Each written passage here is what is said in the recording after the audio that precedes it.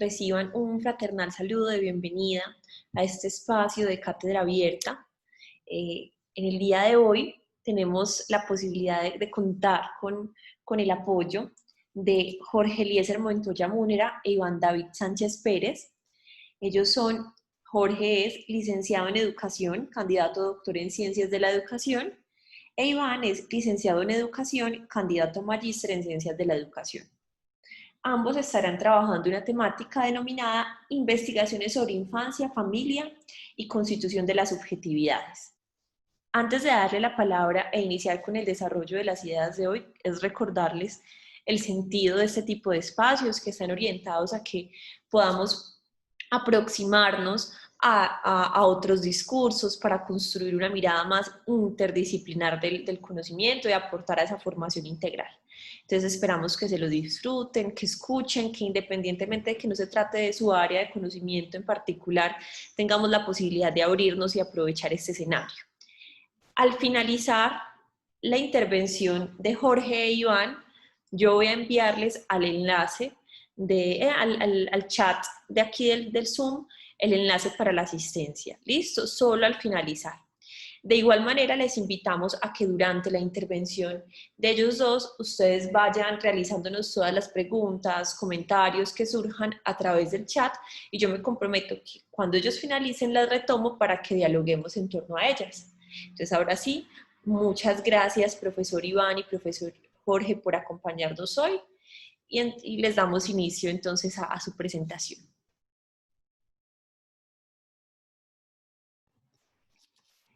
Bueno, buen día para todas y todos. Mi nombre es Iván David Sánchez. ¿Me pueden confirmar, por favor, si me están escuchando y si logran ver ya la presentación? Sí, te Muy bien, Iván. Listo, entonces, yo soy licenciado en Filosofía de la Universidad de Antioquia, y luego agradecer por la invitación a este espacio del ciclo de cátedras del Grupo Interdisciplinario de Estudios Pedagógicos, en especial al profesor José Betancourt, que no sé... No me invitas cuando la visitas para regalarle cuando le vamos a daré paso a hablarles un poco sobre el recorrido realizado durante este transcurso en la maestría en Ciencias de la Educación, haciendo parte de la ponencia, como ahorita les contaba Daniela, Investigaciones sobre Infancia, Familia y Constitución de las Subjetividades. Como pueden ver, mi investigación lleva por título Educación Sexual y Ciudadanía, una mirada al programa de Educación para la Sexualidad y Construcción de Ciudadanía del PES del MEN a partir de la teoría queer. Fue en el momento que logré conectarme con una temática de investigación que me jala y de mi interés, como lo es la sexualidad y la educación, que conocí a través de mi profesor y asesor Alexander Hincapié, la teoría queer. Mi cuerpo no podía soportar más cadenas opresoras ni las normas impuestas por una mayoría. Dejé que mis labios articularan lo que mi cuerpo ya no podía seguir soportando. Me quise liberar de la opresión que ejerce la hegemonía dominante. Quería ser reconocido íntegramente y no ser tildado como patológico. Necesitaba argumentos, así que emprendí la búsqueda. Me encontré con la teoría queer. Para los que no la conocen, el término queer, el cual es de origen anglosajón, inicialmente se presenta como un insulto contra gays y lesbianas, nombrándolos como raros, retorcidos, desviados, friki o maricones, para ser luego subvertido y resignificado por estos mismos sujetos al autodenominarse queer y asumir una lucha política que ha buscado desnaturalizar el sexo, el género y la sexualidad. Sus primeras apariciones se deben a los movimientos queer en Estados Unidos en 1970, que protestaban en torno al VIH-Sida, la xenofobia y la discriminación étnica y sexual, y es empleado en el mundo académico por primera vez por Teresa de Lauretis en 1991 dentro de los discursos feministas. Siguiendo a García López, se puede comprender que lo que se vino a llamar teoría queer no es una teoría científica, sino una parodia, la cual encontró en el postestructuralismo la forma de resistir frente a la norma y de resignificar la injuria y la ofensa que se presentaba contra aquellos sujetos perversos y anormales al margen del régimen heterosexual y de la cultura homosexual estándar. De ahí que además de hacer una búsqueda de antecedentes bajo los tesauros de sexualidad y construcción de ciudadanía, conceptos claves del programa de educación para la sexualidad y construcción de ciudadanía del Ministerio de Educación Nacional, que me propuse analizar por mi situación laboral.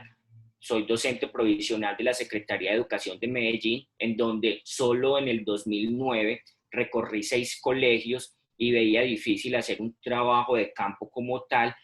Me acerco también a autores como lo son Foucault, Butler, Sedgwick, Halperin y Preciado, quienes fundamentan la teoría queer. Es en ese mismo transitar por varias instituciones educativas de la ciudad que identifico que hoy en día en ellas prevalece un discurso hegemónico que reproduce una normatividad heterosexual e instaura las lógicas bajo las cuales es formado el ciudadano que espera la sociedad. Flores 2015 afirma que desde los estudios y movimientos feministas y de la disidencia sexual, la heterosexualidad no se presenta como una práctica sexual más, sino como un régimen político que regula los usos del cuerpo mediante la instauración de una forma única y legítima de vivir el deseo y los placeres, que se ha dado a conocer socialmente como un estado natural con proyección ideal o moral que ha calificado a los sujetos que no entran en la heteronorma como inmorales, que deben guardar silencio y ocultarse, no se les da escapatoria del armario. Asumiendo desde Pechín 2012 que el cuerpo es la superficie material en la que la cultura talla la identidad, subjetividad, donde la sociedad define la forma aceptable de varones y mujeres, los dos únicos protocolos corporales legítimos como naturaleza, me permití plantear el siguiente interrogante. Entonces, que es lo que conocemos dentro del proyecto de investigación como la pregunta, ¿cierto? Entonces, ¿qué efectos en el cuerpo se propone producir o alcanzar el programa de educación para la sexualidad y construcción de ciudadanía del MED y cómo desestabilizar esos efectos a través de la teoría queer? Para dar respuesta al anterior interrogante, me permito presentar los objetivos que marcaron la investigación, en donde el objetivo general pueden ver que busca problematizar desde la teoría queer los efectos de normalización del cuerpo que se propone alcanzar el programa de educación para la sexualidad y construcción de ciudadanía del Ministerio de Educación Nacional, del cual se derivaron 3 objetivos específicos, en donde tuve muy presentes las condiciones laborales en las que me encontraba y que era más fácil llevar a cabo un trabajo documental. Sin embargo, estos se fueron transformando de acuerdo a las condiciones del contexto y con el fin de poder alcanzar lo propuesto en el objetivo general. Espero estos 3 nombrárselos ahorita más tarde en el transcurso de los análisis ya hallazgos. Para el ensamble de una metodología queer, partía del reconocimiento que las teorías y políticas queer generan comunidades epistemológicas y teóricas interesadas en lo transgresor, lo no normativo o lo excéntrico, y rompen con patrones de homogenización y configuración de inclusión e exclusión. Esto siguiendo a Vital, Viteri y Serrano 2014. Cabe aquí también decir que lo que paso a llamar acá como ensamble metodológico fue una construcción propia, llegando a conversar con 3 autores, con Halberstam, Ambronsi y Platero, quienes han dado las bases para hablar de unos fundamentos metodológicos que me permitieron construir una nueva ruta en esta investigación para alcanzar los objetivos en la investigación. En esta medida, para hablar de metodología queer, me centro en lo propuesto por Halberstam 2008 en su libro Masculinidades Femeninas, en donde afirma lo siguiente. Una metodología queer es en cierto sentido una metodología carroñera que utiliza diferentes métodos para recoger y producir información sobre sujetos que han sido deliberada o accidentalmente excluidos de los estudios tradicionales del comportamiento humano. La metodología queer trata de combinar métodos que a menudo parecen contradictorios entre sí y rechaza la presión académica hacia una coherencia entre disciplinas. En relación con lo que aquí expuesto surgió lo que llamo espectro queer, el cual puede ver en la presentación de esta imagen una representación extraída de mi imaginación, de cómo desde mi ejercicio como investigador concebí la ruta a emprender. El espectro queer está constituido por dos enfoques utilizados en la investigación cualitativa. El primero es el enfoque documental, por medio del cual se desarrolló la primera coordenada. Yo como investigador, aquí reposa toda la parte normativa que sustenta la investigación. Se partió una revisión personal y teórica, eso siguiendo Ambronsi, para asumir las implicaciones de escribir la investigación dentro de la línea de estudios culturales y lenguajes contemporáneos.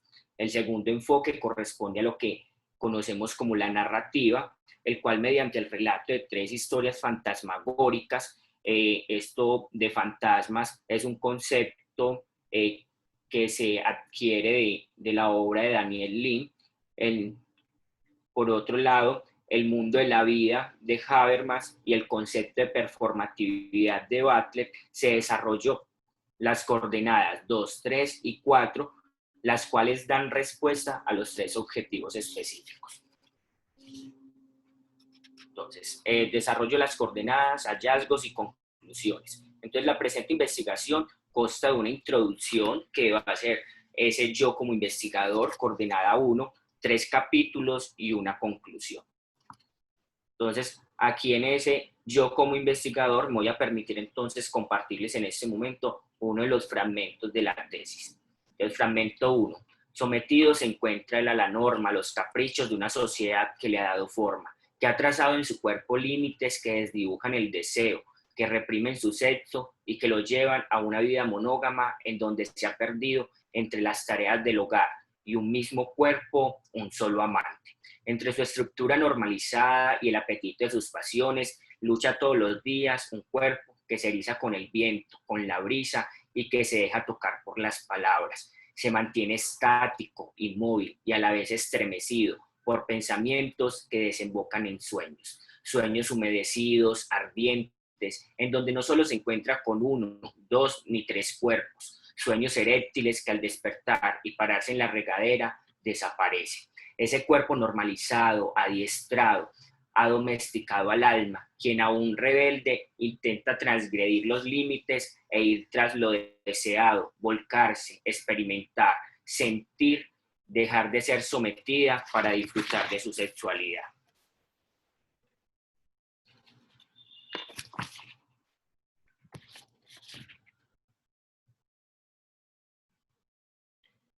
Entonces, aquí puedo, en esa medida, como afirmar que no he sido el mismo, ¿cierto?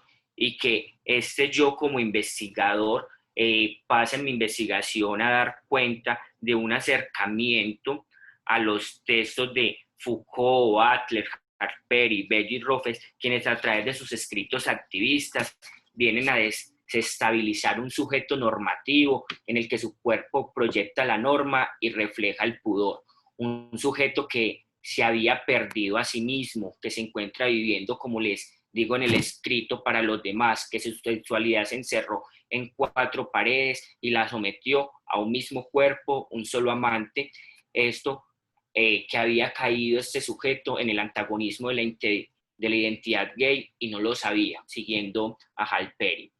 Puedo afirmar no ser el mismo desde que empecé esta investigación, y aunque me cueste un poco dejar de lado un lenguaje humanista, ser transgresor e incomodar a los otros, reconozco que conocer la teoría queer y emprender esta investigación me permitió dar cuenta que pensar que me conocía a mí mismo fue perderme y dejar de ocuparme de mí mismo. Foucault, 1990.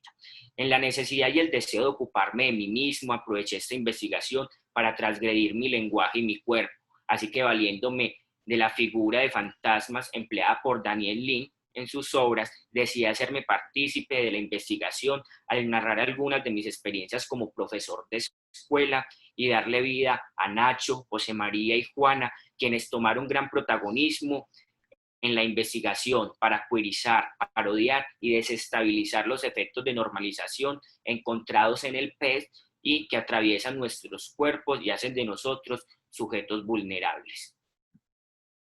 La segunda coordenada, la cual llamo el papel de las experiencias, imaginarios e interpretación del investigador, en esta coordenada vamos a encontrar 3 subtítulos con el fin de poder alcanzar el primer objetivo específico, que aquí entonces ya se los presento, el cual busca identificar el tipo de prácticas ciudadanas que el programa de educación para la sexualidad y construcción de ciudadanía prescribe para los niños, niñas y jóvenes en Colombia. Entonces ese primer subtítulo, el cual llamo contar experiencias, encontrarse con la teoría queer, liberar el alma, da cuenta de una búsqueda por apropiarme de mí mismo, de cuidar de sí, como diría Foucault, y inicio el capítulo con el siguiente diálogo en donde les comparto el segundo fragmento.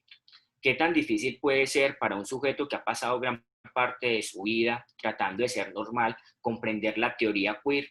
Esta fue la pregunta que le hice a aquel colega cuando vi entre sus manos un libro que decía en letras grandes, pensando queer. No tuve respuesta. Él prefirió callar. Así que me quedé pensando que lograr transgredir la estructura de pensamiento de un sujeto que se esfuerza todos los días por ser normal en la búsqueda de ser aceptado no debe ser fácil. De hecho, psicoanalistas como Freud y psicólogos como el estadounidense John Weber, quien acuñó el término nofobia en el año 1970 y la definió como el miedo a estar incómodamente cerca de homosexuales, han afirmado que ese sentimiento paranoico que despierta por aquella persona que es homosexual puede ser el rechazo contra sí mismo al no aceptar lo que somos, en realidad, ya sea por miedo a ser rechazados, excluidos o violentados. Es así como establezco un diálogo con aquel docente en donde me permito decir ante ustedes que fue un diálogo conmigo mismo. Fue el método que encontré cuando mi asesor me decía que debía jugar con la escritura y poder establecer todo aquello que estaba viviendo y que no me había sido posible poner en palabras en ese yo como investigador.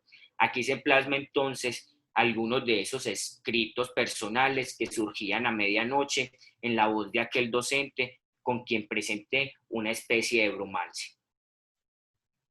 Ese segundo subtítulo, el cual yo llamo Ser ciudadano, marica, raro, queer, aquí se relata la historia de vida de Nacho, un chico homosexual, en donde les comparto uno de los fragmentos.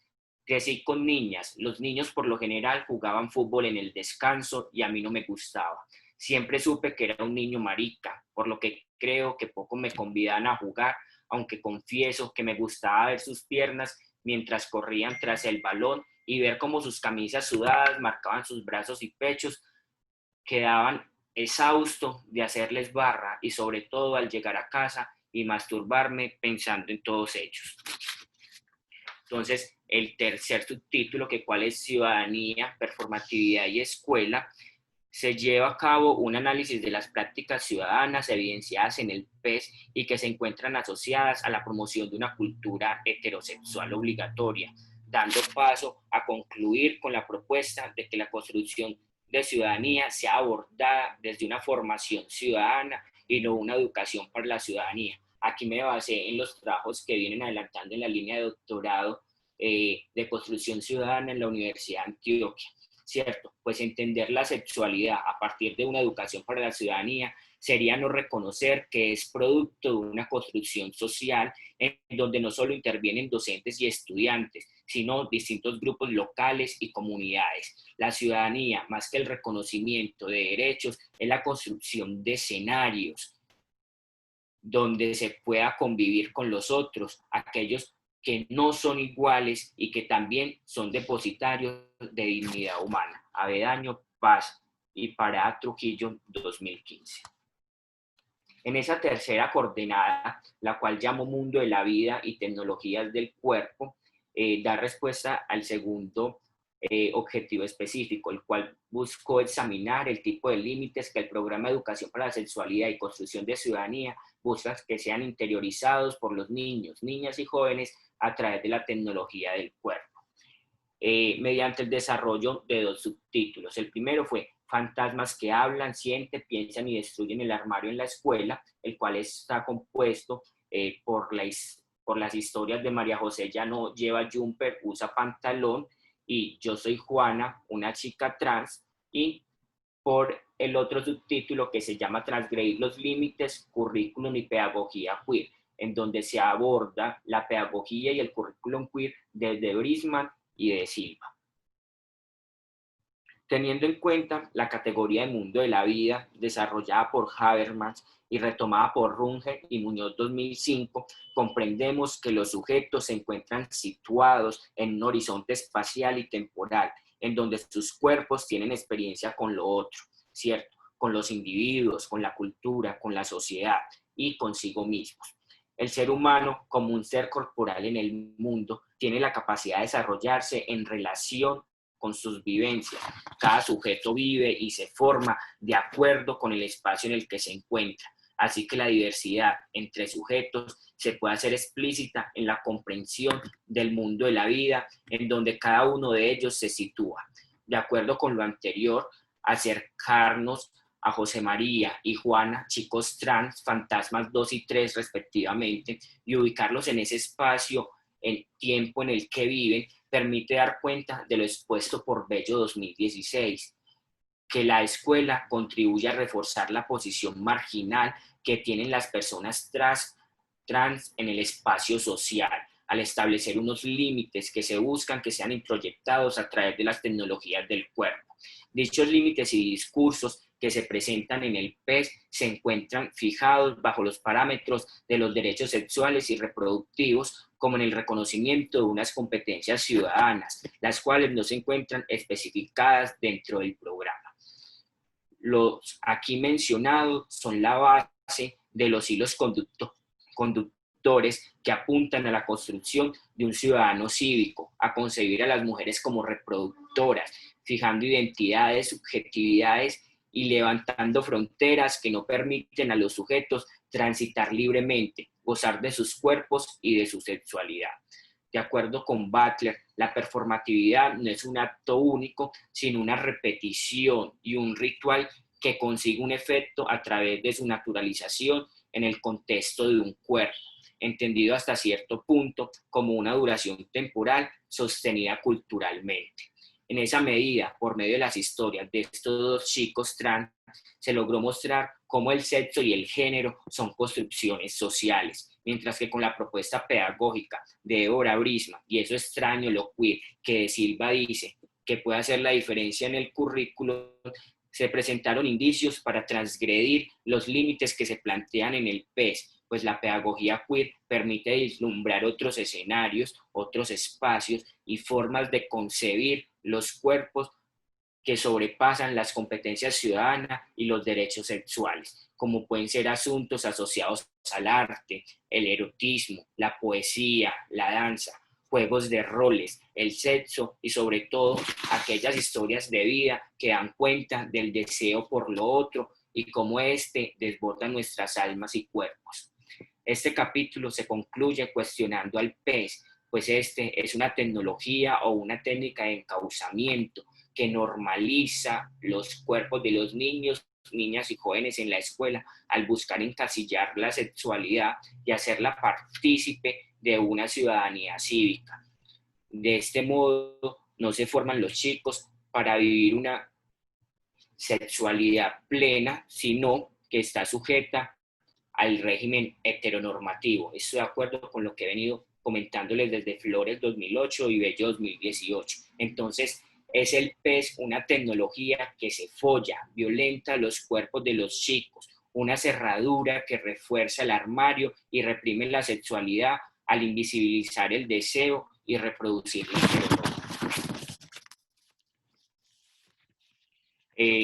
la cuarta y última coordenada es pensar queer al borde de producción, es cierto que da cuenta de cómo se alcanza el tercer objetivo específico, que dice apropiarse en términos queer de los conceptos ser humano, educación, género, ciudadanía y sexualidad, utilizados por el Programa de Educación para la Sexualidad y Construcción de Ciudadanía del Ministerio de Educación Nacional. En este capítulo se propone entonces alcanzar este tercer objetivo, aquí a través de los lenguajes contemporáneos como lo son audiovisuales y la cinematografía, y la propuesta de una transpedagogía de Alanis Bello se da paso a apropiar desde términos queer los pilares o principios que soportan el PES, con el fin de dar las bases al MEN para pensar la reestructuración del programa desde una mirada disidente y desgarradora. A continuación, entonces, relaciono algunos de los pilares con un audiovisual de Mujeres al Borde. Entonces, género se relaciona con déjà vu, en donde dice, eliminar las tetas, tomar hormonas, lucir una barba. No se necesita tener pene para ser hombre. Todo esto son estereotipos, construcciones sociales. Pregúntame el nombre, mira cómo luce mi cuerpo machorro. Yo soy un hombre. El de ciudadanía se relaciona con el audiovisual Instrucciones para perder la vergüenza. Una ciudadanía transgresora, en donde los ciudadanos viven sin pudor, que está enfocada al ejercicio de la igualdad y la libertad, que reconoce los límites, pero también cómo transgredirlos. Sexualidad con mi voz lesbiana, práctica de placer, sexualidad sin barreras, en donde el deseo cuenta y los tabús son eliminados. Una verga parada, una cuca depilada, unos pezones erizados, relaciones humanas, devenir sujeto a partir de abortar la culpa y la sagrada familia. En las conclusiones y recomendaciones tenemos que la teoría queer es una pieza clave para pensar la educación sexual y la construcción de la ciudadanía en Colombia, en donde termino concluyendo que el PES apunta a que el desarrollo de los proyectos de educación sexual que sean impartidos en la CIE sigan reproduciendo una educación sexual pensada desde un régimen heterosexista, al seguir pensando el género y lo que es la sexualidad desde unas condiciones biológicas, lo que implica que los cuerpos de los niños, niñas y jóvenes, tanto heterosexuales como con identidad y orientación sexual diversa, se encuentran sometidos a ser normalizados. Es necesario que el PES haga un distanciamiento de esta pasión por la ignorancia que Hincapié y Quintero 2012, al igual que Bello 2018, identifican que opera como una ley no escrita que impide nombrar lo marica, lo trans, lo lésbico, lo no binario, lo múltiple y lo placentero dentro de la escuela, por lo cual a la hora de ser repensado se permite incluir las voces de disidentes sexuales. Por otro lado, para desestabilizar la normalización de los cuerpos a la que apunta el programa, desde la hermenéutica del sujeto de Foucault se propone que a la hora de ser pensada la educación para la sexualidad y construcción de ciudadanía se tenga en cuenta el precepto cuidar de sí mismo, con el fin que los sujetos sean conscientes de su alma, su cuerpo y en especial de las actividades que desarrollan para que así puedan gozar de su sexualidad plenitud. En tanto, las recomendaciones que se hacen, se dice que se haga una mirada didáctica, un análisis didáctico desde Klatsky, en donde es pertinente revisar qué tan oportunos son los proyectos como tal que se desarrollan en las escuelas, en tanto a la importancia para el futuro y la asequibilidad del contenido para el educando en materia de sexualidad. Entonces, estos son algunos de los referentes que se han venido trabajando. Muchas gracias y doy paso a mi compañero Jorge.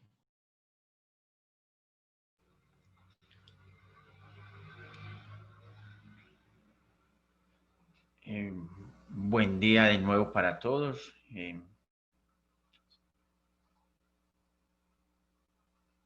Buen día.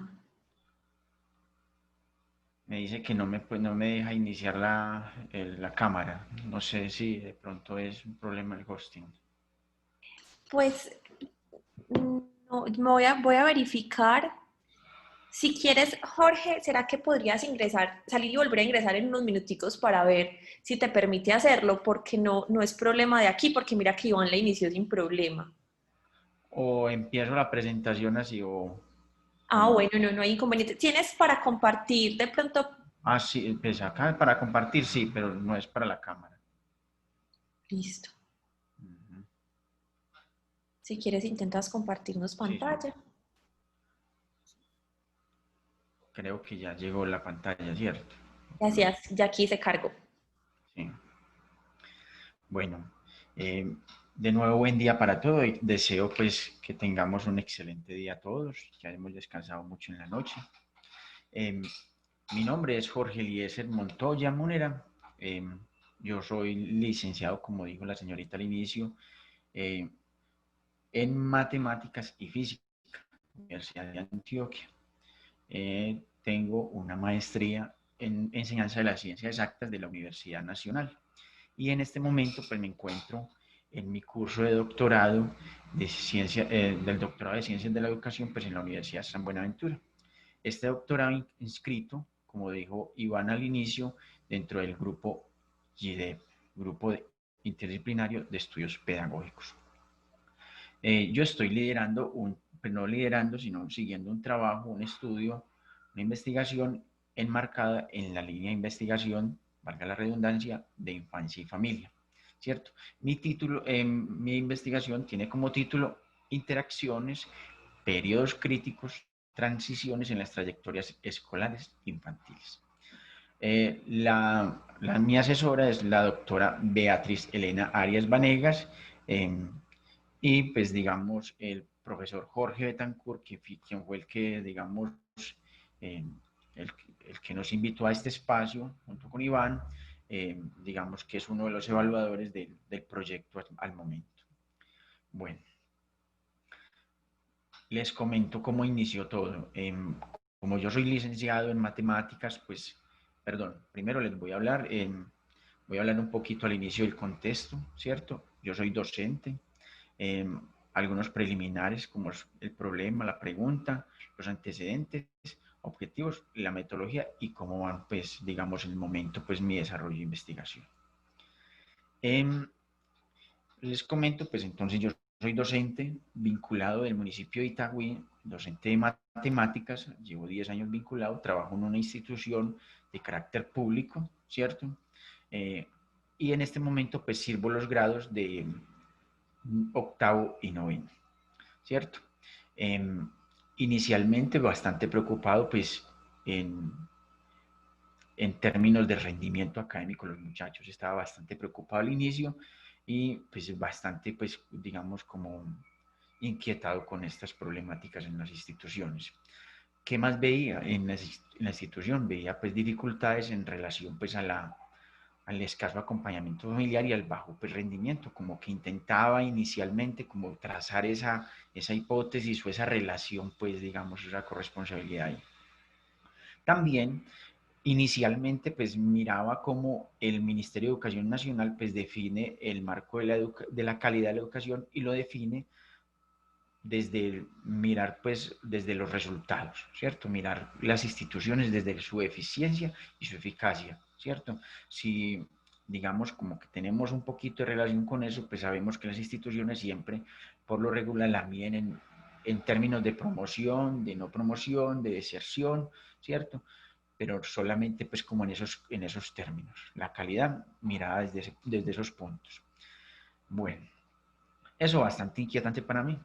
En la institución, en nuestra institución, yo trabajo en la institución Juan Nepomuceno Cadavid, el municipio de Itagüí, es una parte céntrica. Allí encontraba, pues, que digamos que la promoción alcanzaba aproximadamente solo el 83%, la no promoción un 17% y que dentro de esa no promoción pues había una buena parte que eran desertores, estudiantes que salían del sistema y que no regresaban, pues al menos en el año, ¿cierto? Lastimosamente, como lo analizaba al inicio, pues son resultados que van muy amarrados pues a la calidad, pero en términos de resultados, solamente del valor, de lo cuantitativo, ¿cierto? De lo numérico.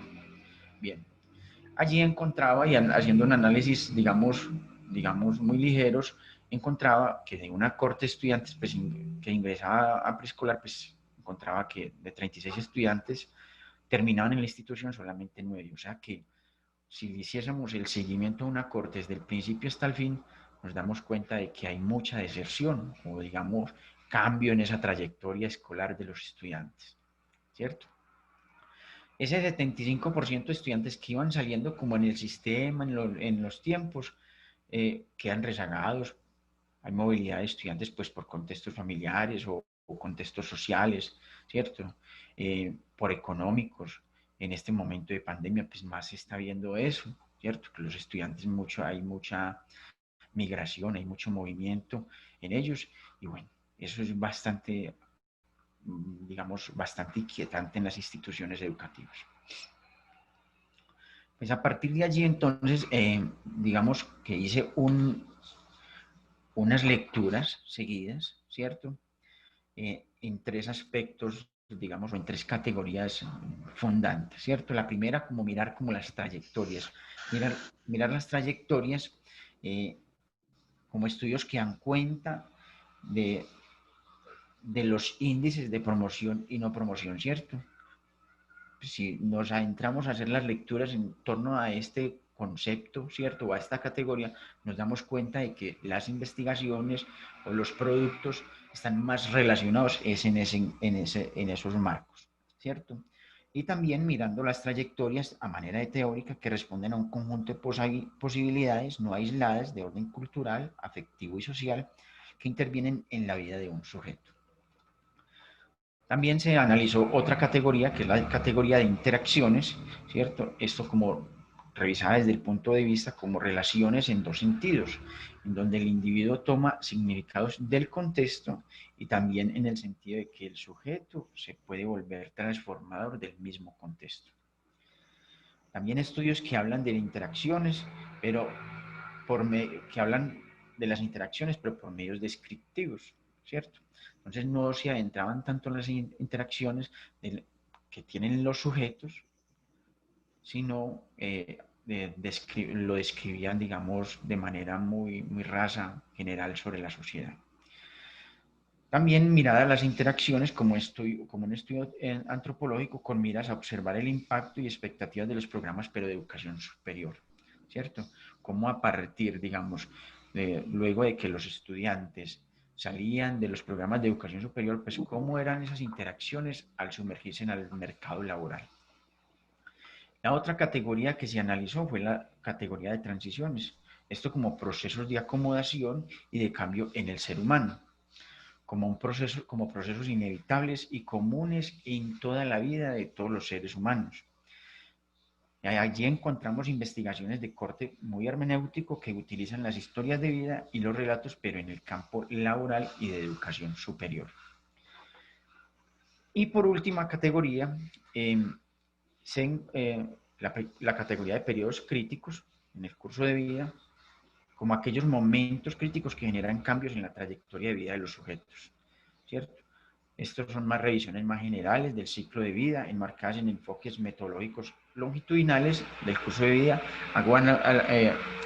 Hago énfasis aquí en longitudinales porque cuando se analizan, digamos, se hacen estudios longitudinales, lo que se hace es mirar, digamos, el transcurso de la vida o el trayecto de vida de los individuos. En el ámbito de educación básica aparecen análisis de los puntos críticos que generan abandono escolar y mirando los estudiantes o los alumnos como agentes económicos, ¿cierto? Bueno, a partir de allí pues me surgieron algunas, digamos, no conclusiones, sino unas inquietudes. La primera, pues, me llamó la atención, pues, llegar a estudiar las trayectorias escolares en el marco de la pedagogía, reconociendo la historia de la vida escolar como parte del proyecto antropológico de los estudiantes. También estudiar las transiciones en el marco de la singularidad de los sujetos, estudiantes y maestros, construir los significados de los estudiantes en las transiciones vividas. Y vi que no habían investigaciones que estudiaran las trayectorias escolares desde la mirada de interacciones. A partir de allí, pues me planteé una ruta, ¿cierto? Enmarcada pues en la pregunta investigación, objetivos y objetivos específicos. Mi pregunta tiene ¿qué interacciones, transiciones y periodos críticos se presentan en las trayectorias escolares de un grupo de estudiantes de grado noveno de la institución educativa Juan Nepomuceno Cávila? Como objetivo, comprender las trayectorias escolares a partir de los significados de las interacciones, transiciones y periodos críticos de una corte de estudiantes, como objetivo específico, describir la trayectoria escolar de un grupo de estudiantes del municipio de Itagüí, las interacciones, las transiciones y los periodos críticos, Como segundo objetivo, interpretar el significado de los periodos críticos y transiciones que afectan la trayectoria escolar. Y por último, analizar las interacciones presentes en las trayectorias escolares de un grupo de estudiantes. Esto lo amparo, digamos, o lo organizan, o se organiza o se fundamenta mejor en la teoría de curso de vida, como perspectiva teórico-metodológica. El curso de vida que tiene bases epistémicas en el interaccionismo simbólico, que reconoce las historias de vida que se construyen desde la colectividad del contexto, por medio de las interacciones de los sujetos con la cultura. El curso de vida que está también enmarcado en la antropología pedagógica, que reconoce al ser humano como un ser educable y que en ese proceso educativo está determinado por condiciones históricas de contexto y de cultura. También guarda relación el curso de vida con la teoría de la ecología del desarrollo humano, que piensa la naturaleza del desarrollo humano y el envejecimiento con atención a los contextos cambiantes y al desarrollo a lo largo del tiempo. Es un enfoque teórico-metodológico que estudia las relaciones entre la historia, la cultura y la vida de los sujetos, que constituyen vidas individuales y a la vez en las agregados poblacionales. Surge como una propuesta nutrida por apartes de las diferentes disciplinas de las ciencias sociales, como la sociología, la psicología, la historia y la demografía, sobre todo la disciplina sociodemográfica. Tras las preocupaciones de las ciencias sociales por analizar las relaciones entre el individuo y la sociedad. Allí se entiende la trayectoria como el seguimiento de los procesos a lo largo del tiempo. Utiliza información longitudinal, estudios que transcurren a lo largo del tiempo, que se pueden ver retrospectivamente, que son de corte mixto, o sea, que guardan relación cuantitativa y cualitativa. La trayectoria como una línea de vida que puede variar y cambiar de dirección, de grado, de proporción, que no está anclada a secuencias establecidas, aunque se presentan algunas trayectorias que tienen mayor grado de probabilidad de ocurrir. Se pueden estudiar en diferentes escenarios, pueden estudiarse en el trabajo, en la escolaridad, en la vida, en el deporte. Las transiciones, aquí aparece también el mismo concepto sobre las categorías que estaba trabajando inicialmente, el concepto de transiciones como cambios de estado, de posición o situación, que no son predeterminados y que no son previsibles. Existen también cambios que tienen mayor o mejor probabilidad de ocurrir. Con las transiciones se generan nuevos roles, marcan nuevos derechos y obligaciones. Las transiciones pertenecen a las trayectorias, están inmersas en las trayectorias. En la otra categoría que aparece acá es la categoría de periodos críticos, que es, en la teoría de curso de vida es llamada turning point, y son eventos que provocan fuertes modificaciones que se traducen en cambios de dirección del curso de vida, en cambios de estado que surgen de acontecimientos que se identifican como favorables o desfavorables. No se pueden determinar prospectivamente a futuro, sino que se deben revisar retrospectivamente sobre el pasado. Y surge acá, digamos, y es lo que busca esta investigación, mirar esas trayectorias, pero a raíz o a partir de las interacciones. Entonces, leemos las interacciones como fundamento de relaciones en dos sentidos, como relaciones que se mueven por medio de acciones recíprocas. Se entiende al individuo como actor social que reproduce su contexto social por medio de las interacciones. Aparece allí la sociología fenomenológica, que considera las interacciones como base para la construcción de consensos en torno a la definición a las definiciones que hay establecidas de realidad social. En la psicología social se definen las interacciones como la conducta o comportamiento de un conjunto de individuos en los que la acción de cada uno está condicionada por la acción de otros. Lo revisa desde el carácter situacional, donde se considera el contexto, la importancia y entra aquí la importancia del interaccionismo simbólico, que radica en considerar que la realidad social se explica a través de las interacciones de los individuos y los grupos sociales. El interaccionismo pone énfasis en la interacción de los individuos y en la interpretación de los procesos de comunicación en las situaciones inmediatas. Presta atención al mundo de los significados. Digamos que como ruta metodológica para llevar a cabo pues, esta investigación, ¿cierto? Valga la aclaración, yo en este momento estoy, digamos, en medio de, digamos, en parte, digamos, parcial de la intervención, ¿cierto? En el momento he hecho un análisis, digamos, característico del grupo que estoy analizando, un grupo de noveno, ¿cierto? Y he hecho unos talleres de conversación con ellos, donde he tratado pues algunos temas como las fotografías, como las transiciones, los periodos críticos que ellos vislumbran en su vida escolar, ¿cierto? Eso, digamos que ya lo llevo ejecutado, que ya he hecho un análisis y a futuro tengo proyectado hacer unas entrevistas con 12 estudiantes, eh, estas enmarcadas pues en la teoría de curso de vida. Y por último, pues hacer un análisis con el programa Atlas T en el marco pues de las historias de vida y de los significados de las interacciones con los estudiantes. Dentro de la caracterización pues, del grupo, tengo un grupo, son 34 estudiantes, es un grupo de noveno, entonces acá tengo los mayorcitos pues tienen 17 años, que es el 15%, los menores tienen 15 años, la mayoría. Por géneros, pues femeninos tengo el 38%, el masculino tengo el 62%, del estatus socioeconómico, pues la mayoría son estrato 2, estrato 3.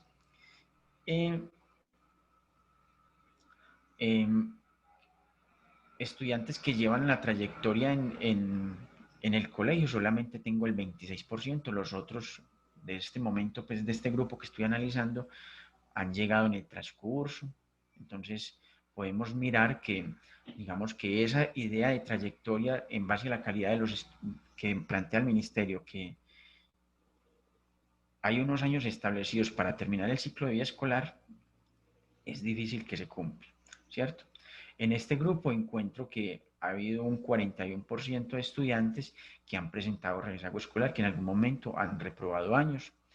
Y también, pues, una de las categorías que es muy importante pues, en este trabajo es mirar la tipología de las familias allí que hay en este grupo, ¿cierto? Y entonces encontramos que nuclear tenemos el 26%, que recompuesta tengo el 9%, monoparental tengo el 32% y extensa 32%.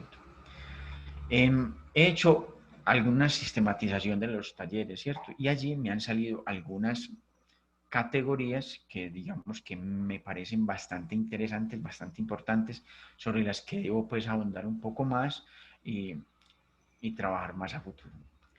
Los estudiantes me refieren que para ellos ha sido difícil en la vida escolar el paso de primaria a bachillerato. Eso es digamos, ha sido un punto, digamos, difícil para ellos y las personas que trabajamos en las instituciones educativas nos damos cuenta de eso, ¿cierto? Los estudiantes cuando llegan a sexto, ¿cierto? No se sienten del todo bien. También me refieren allí, en esto, que han sido difíciles los cambios de grupo, ¿cierto? Muchas veces cuando cambian, digamos, del grupo A al grupo B, como pierden su círculo de amigos, de todos modos allí también se genera dificultades en la socialización y dificultades, digamos, que pueden inclusive redundar en el rendimiento académico. También encontramos los cambios de las jornadas allí. Aparece también una categoría que es bastante importante en este momento, es la categoría del bullying, ¿cierto? Y el acoso escolar y desconocimiento muchas veces de la función de los órganos de control, ¿cierto? No sabemos a quién pedirle ayuda, no sabemos a quién llegarle, no sabemos a quién preguntarle. una categoría bastante importante acá, la pérdida de seres queridos, y las últimas dos, los desplazamientos del lugar de residencia en nuestro país, que siempre hemos sufrido, pues digamos que hemos tenido dificultades pues por años con los desplazamientos, muchas veces forzosos, ¿cierto? Y yo creo que la más importante, la pérdida de convivencia de los padres. Ese es yo soy candidato a doctorado, digamos que ese es mi trabajo que llevo al momento, y bueno, complacido pues de estárselos acá compartiendo. Muchas gracias y estamos atentos a cualquier pregunta al respecto. Iván, Jorge, muchísimas gracias.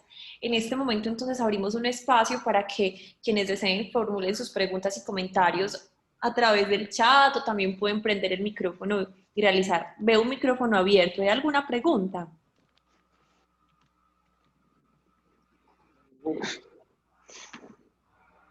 Bueno, no, parece que no es intencional ese micrófono abierto. Yo sí tengo una pregunta, y es que veo entonces, pues la cátedra de hoy titulaba sobre investigación, y a propósito de ello me pregunto, para quienes no somos del contexto, trabajamos en educación, pero no somos licenciados y licenciadas de formación de base, y asimismo no trabajamos de pronto en instituciones educativas, sino ya en instituciones de educación superior. Me pregunto cuál es la necesidad y la importancia que tiene la investigación dentro de los procesos educativos que se adelantan en las instituciones educativas. Yo veo que ambos traen temas que necesitan pensarse, por ejemplo, y van en relación a la sexualidad y a la educación sexual, que como vemos está en muchas instituciones atrasadísima en términos de su perspectiva y sigue muy circunscrita al tema de la prevención y el riesgo, ¿cierto? Y también Jorge, en relación al proyecto de vida, los cambios que sufren los estudiantes dentro de cada uno de sus momentos de ese proceso formativo. ¿Cuál es la importancia de la investigación y cuáles son los temas que la investigación dentro de las instituciones educativas o sobre las realidades de las instituciones educativas necesita pensarse? Listo, hola Daniela nuevamente. Con respecto a esa importancia que hay de la investigación en las instituciones educativas y eso que se debe pensar, radica con la misma naturaleza misma de nosotros, de los sujetos, de cuando estamos hablando de esa constitución de subjetividades y cuando nos preguntamos quiénes somos y resulta que hoy somos esto, pero mañana somos otra cosa, ¿cierto? No nos encontramos siendo lo mismo en todo lugar y en todo momento. Entonces, no podemos dar nunca algo por sentado o establecer verdades absolutas, ¿cierto? En esa medida de que se necesita y se da la necesidad de la investigación, de que estemos transformando los distintos entornos y ambientes escolares. Entonces, no solamente que se haga desde la universidad, o sea, no solamente quien hace investigación es el docente universitario, ¿cierto? Quien decimos que va a hacer publicaciones de libros, que es el que realiza artículos y está siempre publicando, sino que nosotros, los que nos llamamos profes de escuela, ¿cierto? También nos encontramos trabajando en distintos campos en donde ese concepto de formación, en donde se le busca dar forma al sujeto de una manera constante, ¿cierto? Ve y denota la trayectoria que hay en la misma naturaleza humana. Entonces, de ahí de que incluso muchas veces cuestionamos de que el profe se queda dando la misma clase desde sus inicios como docente hasta su retiro, que son cuestiones que pasan a ser muy cuestionables porque es que solamente se le atribuye al docente universitario que es ese que está ahí en relación con ese saber constante, no, y en la escuela también lo hay. Entonces, en la escuela también surgen infinitud de problemáticas a las que yo debo poner la lupa y decir, ¿qué está pasando aquí?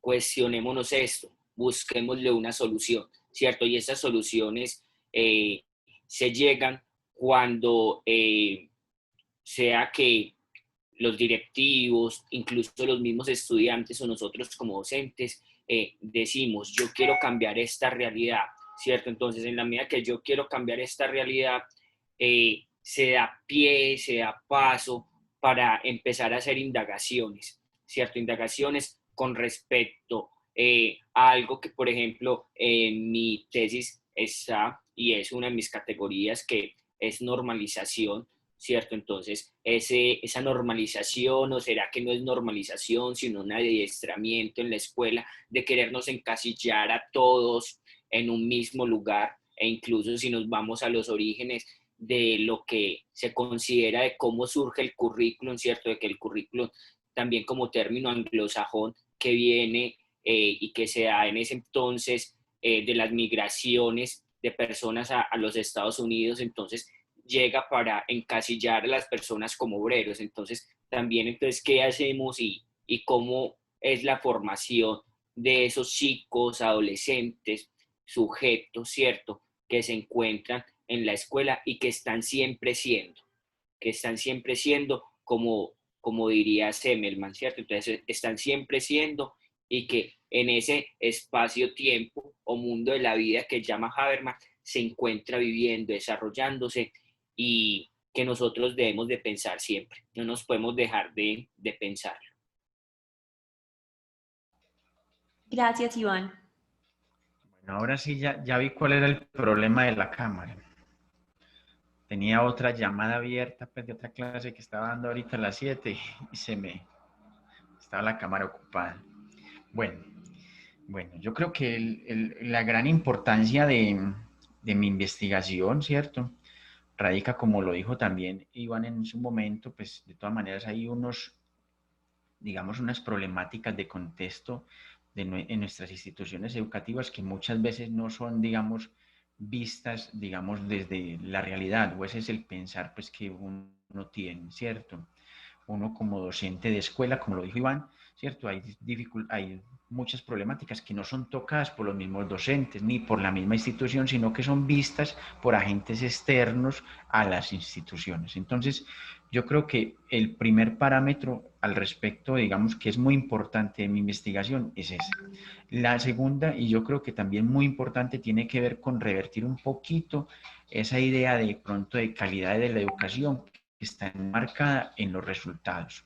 Yo creo que para mirar digamos, ese parámetro de calidad hay que mirar algunas cuestiones como son la calidad de vida, la calidad de los escenarios, la calidad de las interacciones, como lo mencionaba en mi exposición, la calidad de las relaciones de los estudiantes con sus familias, que es muy importante, y que cobra bastante valor en este momento, pues como la calidad, digamos, de los espacios que lo generan los estudiantes para el aprendizaje, ¿cierto? Entonces, es mirar eso, ¿cierto? Mirar como esas interacciones que llegan a nuestros estudiantes, que muchas veces no son favorables para que nuestros estudiantes tengan unas trayectorias escolares realmente exitosas. Bueno, les agradezco mucho nuevamente por su participación el día de hoy. Espero tener la posibilidad de contar con sus temáticas y con ustedes también en otros espacios. Esperamos que tengan un feliz día. Nos despedimos también de los participantes de la cátedra, de los estudiantes y las estudiantes que nos acompañan, y procedo a hacerles envío por el chat del registro de asistencia, del enlace del registro de asistencia, para que por favor lo diligencien. Les recuerdo que a los estudiantes que tienen 10 minutos para diligenciarlo. Muchas gracias. Daniela, muchas gracias, un placer conocerla. A Iván, muchas gracias, muy bueno ese proyecto, un placer conocerlo, Iván. Pues imagínense, nos conocemos aquí de compañeros de cátedra, pero bueno, está muy bien. Muchas gracias, Iván. Que tengan un feliz día. Lo mismo, profe Jorge. Daniela, mil gracias. Entonces nosotros nos podemos retirar ya. Claro que sí. Muchas gracias. Bueno, hasta Listo. luego. Buen día para todos. Buen día, gracias. Gracias. Buen día.